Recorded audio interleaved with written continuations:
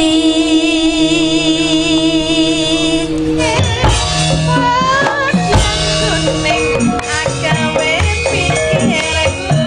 disuluki no. Baiso. Sing nyuluki Mbak Lisano, ayo. Ganten ingkang sekar gadang. Kowe iki gek mlebu. Loh, lebu kan Iki karo disuluki ngono karo jalan.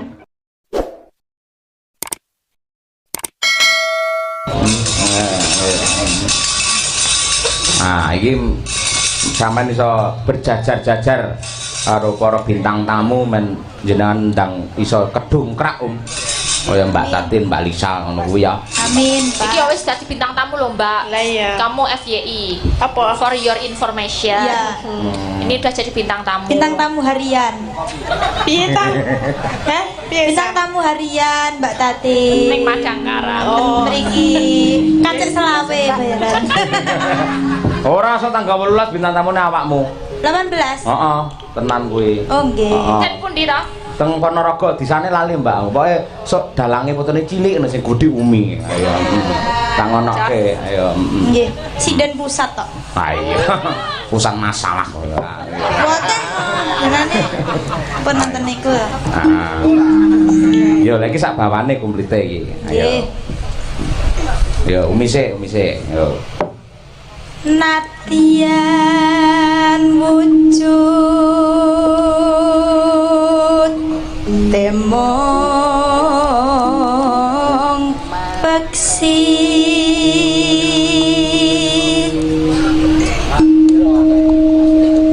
agaweta lineng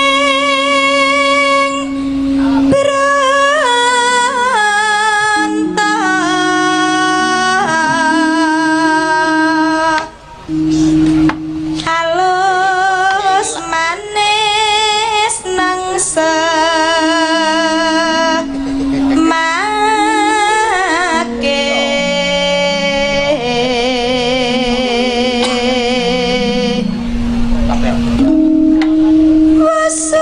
wasuwenggan kunglah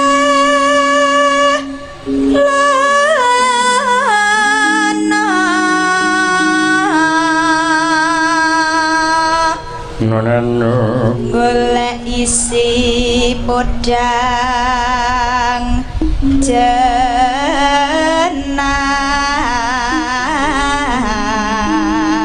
jenar ibu bunga engah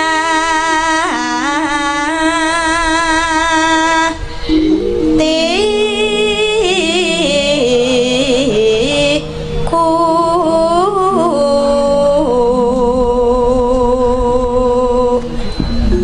nyanding bisa dadi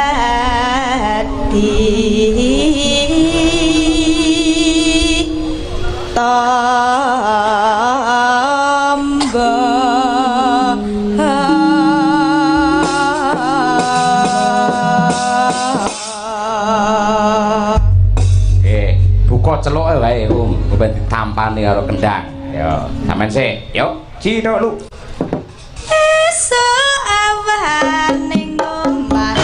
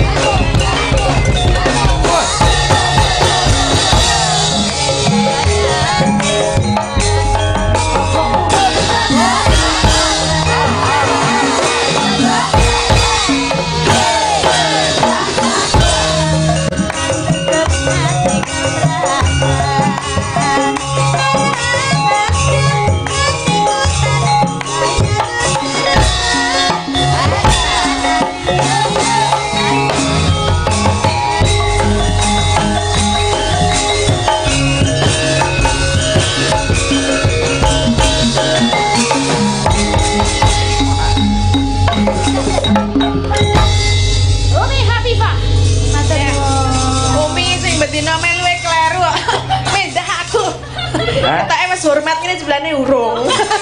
Iya anyar kok sian banyak. Mulane iki sing penting men. Iya. Oh anyar kabeh to iki. Oh, cobane tak jajale menggunakan strategi yang lain upamane. Nah, lek saka segi pawakan, Mbak Tatin iki lak lemu. Ya. Terus jajal tak dabuke dheke dadi limbuk. Ngono. Lah kaya kowe to awake, kaya dream to, Nduk. Iya. Terus Mbak Elisa gandeng cilik dhuwur, tak dapuke dadi cangik, ya ta. Aku mengko tak mau ngomentari alon-alon wae, men piyai loro kuwi sing dapuk. Lek omongan piyai loro kuwi wis kulino, Nduk. Omongane kudu le nyeluk ya, Nduk, limbuk. Apa mak? Kudu ngono kuwi lho. Ayo, irung tau iki kudu dicake dicoba ning kene. Lek dadi apik ya iso viral, ewadene yen ora ya kuwirangan iki nggo. Ora bakal cerdas kabeh kok. Jam pentase wis sangat luar biasa. Lek bab omongan gampang, ning sing kudu digatekke karo Mbak Lisa karo Mbak Tatin, saurunge omongan kowe nek jogetane limbuk cangik klasik iki digatekke tenan. Iki tak peragake ngangge wayang kulit, engko genti sampean sing jogeti. Ayo padha karo iki sekarane, kendangane padha karo iki. Ya, piye? Men digatekke, yo ladrang Asmarandana, Mas. Ya. Tak joget dhisik engko suwuk bar kuwi terus genti piyai loro kuwi. Wis to, dhewe nonton apik ki engko. Ya. Engko enek gerakan ya kuwi limbuk tanding tak jurengi mencolot, Nduk. Ayo, tak jamin engko panggunge jeblok engko. Ayo. Monggo Asmarandana, Mas. Yuk.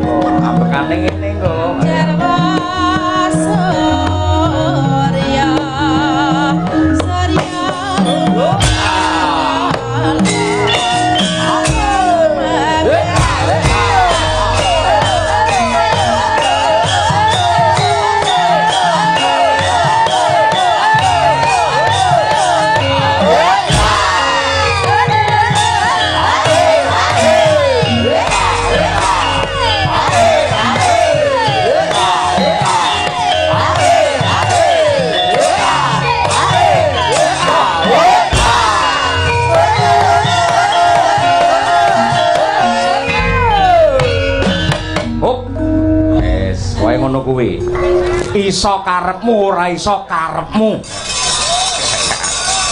Ayo to. Kowe bintang tamu iki kudu multi talenta pokoke. Heeh ngono. Iki tantangan pokoke iki. Ayo. Monggo Mas, yo. Asmarandana, yuk.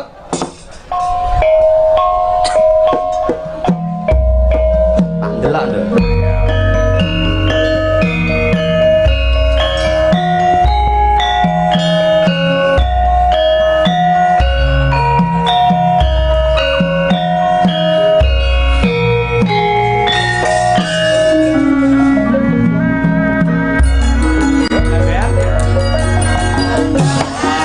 Nah,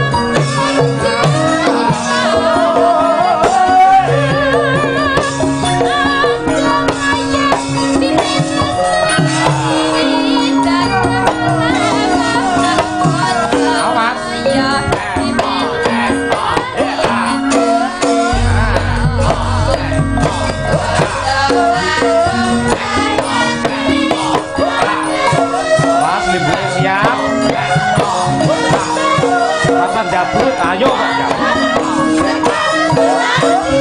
Ayo colok.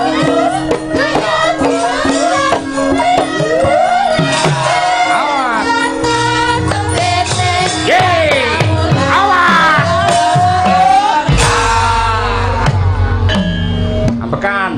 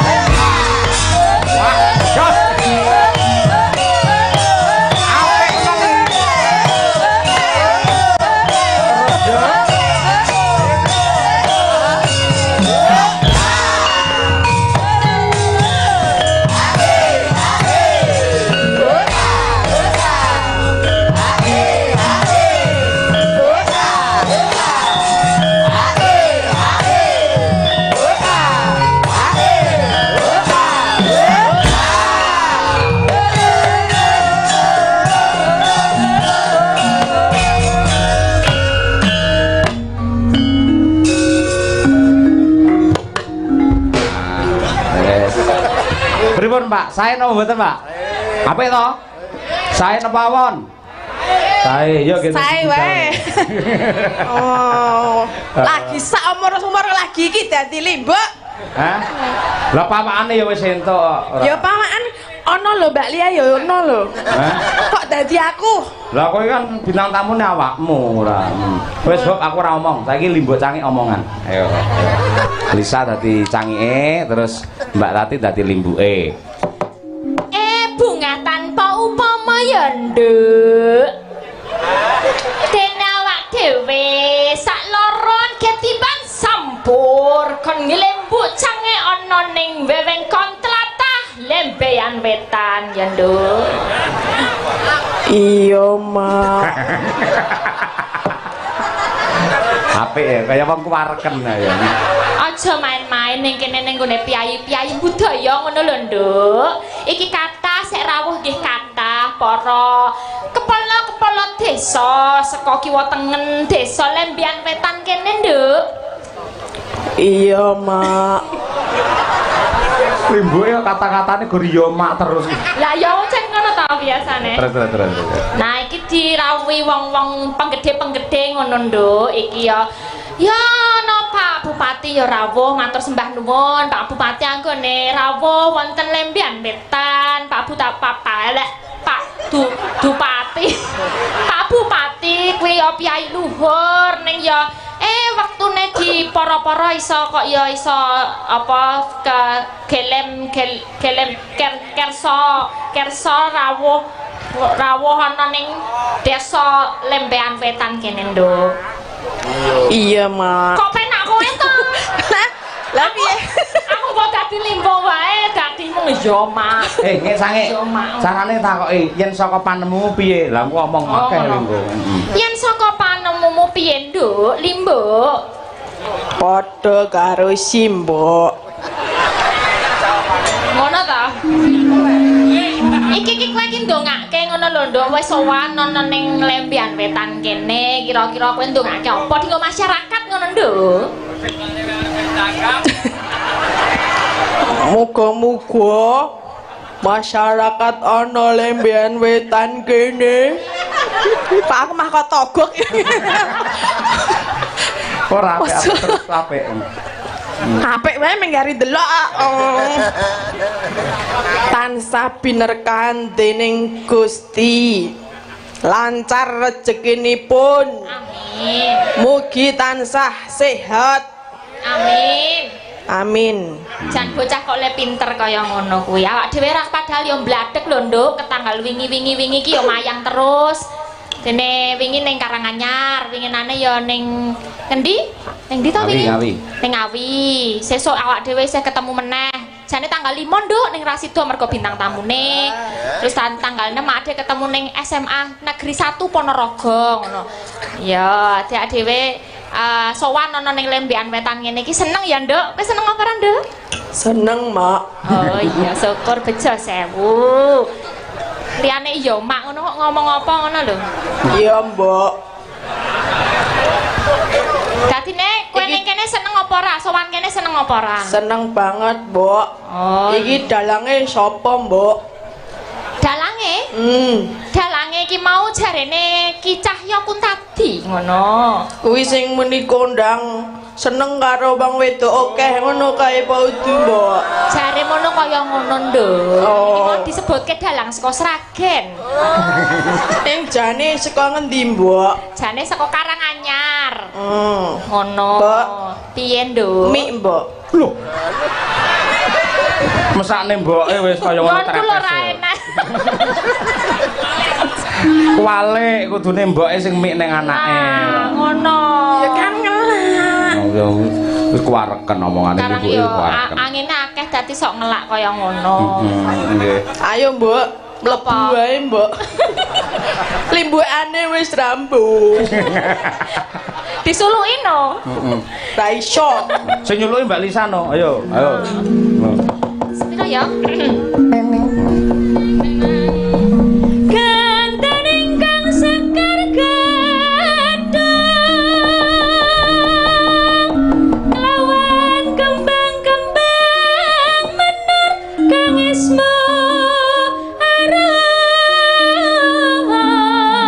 aram winar lan hayat-hayatan kati kusuma kang mangambar harum warku kusing tupaku melon kalon hamor meko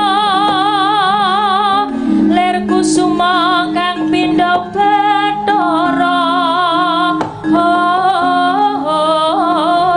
kowe iki dek mlebu iki karo disuluki ngono karo jalan. Luar biasa. Nyuwun tepuk tangan para penonton untuk mereka berdua. Wah, apik lho.